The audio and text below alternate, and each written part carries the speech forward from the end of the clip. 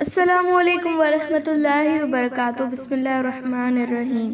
यकीनन वे खसारे में पइजी विया जिन मरण खां पोइ पंहिंजे रब जी मुलाकात खे कूड़ो समझियो। पोइ जॾहिं मथुन ओचितो ई ओचितो उहा घड़ी अची वेंदी त चवंदा अफ़सोस, असां खां हिन मामले में केॾी न कोताही ऐं वेसलाई थी वई। उन वक़्त संदन उहा हालत हूंदी जो पंहिंजिन पुठिन ते पंहिंजी बुछड़ाई यानी बुराई ऐं बदियुनि जो बार खयूं बीठा हूंदा।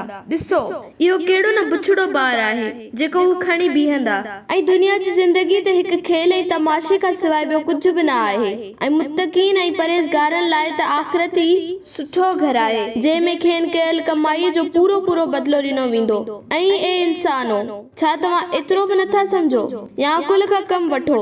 ए मोहम्मद सल्लल्लाहु अलैहि वसल्लम, बेशक असांखे मालूम आहे त उहे माण्हू तअस्सुब ऐं बुग़्ज़ जे करे जेके चवनि था उहो ज़रूर तोखे मलूल ऐं गमगीन करे थो, पर हक़ीक़त में उहे तोखे कूड़ो नथा कनि, बल्कि उहे ज़ालिम त अल्लाह जी आयतुनि जो ई इनकार करे रहिया आहिनि। ऐं ए मोहम्मद सल्लल्लाहु अलैहि वसल्लम, बेशक तोखां अॻु बि केतिरा ई रसूल कूड़ा समझा विया हुआ, मगर उन्हनि पंहिंजे कूड़े सॾजण ऐं इज़ाइजण ते सब्र कयो ऐं पंहिंजो कम कंदा रहिया ताजो असांजी मदद खेनि पहुती। अल्लाह जे मुक़रर कयल कानूननि ऐं ॻाल्हियुनि खे को बि बदलाईंदड़ नथो थी सघे। ऐं बेशक तो वटि त अॻे पैगंबरनि जूं बि कुझु ख़बरूं ऐं अहवाल अची चुको आहे। उन हूंदे बि जेकॾहिं ए मोहम्मद सल्लल्लाहु अलैहि वसल्लम उन्हनि माण्हुनि जो मुंहुं मोड़ण तोखे ॾुखियो थो लॻे त पोइ जी तोखे का ताक़त आहे त ज़मीन में सुरेंग हणी या आसमान ॾांहुं ॾाकण लॻाए उन ते चढ़ी उन्हनि लाइ को मौजज़ो या निशानी आणे ॾेखारी त करे ॾेखार।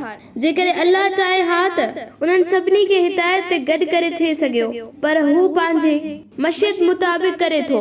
तंहिं करे ए मोहम्मद सल्लल्लाहु अलैहि वसल्लम, तूं अणॼाणनि मां न थी।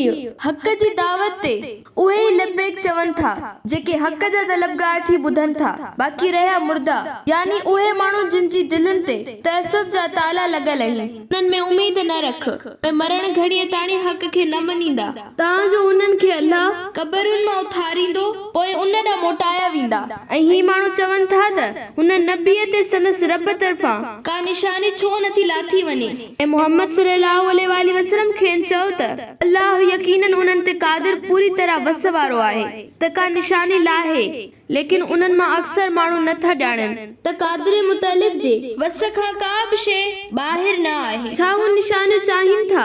छा रब जी काइनात निशानियुनि सां भरपूर न आहे ऐं नथा ॾिसनि त न को ज़मीन में कोई चुरंदड़ आहे ऐं न कोई पखी आहे जेको पंहिंजे ॿिनि परनि सां उॾामे थो, अगर उहे बि तव्हां जहिड़ी उम्मतियूं आहिनि ऐं तव्हांजे गौर ऐं फिक्र लाइ बस आहिनि। ऐं असां का बि शइ किताब लोहे महफूज़ में लिखण खां न रहाई न ई छॾी आहे।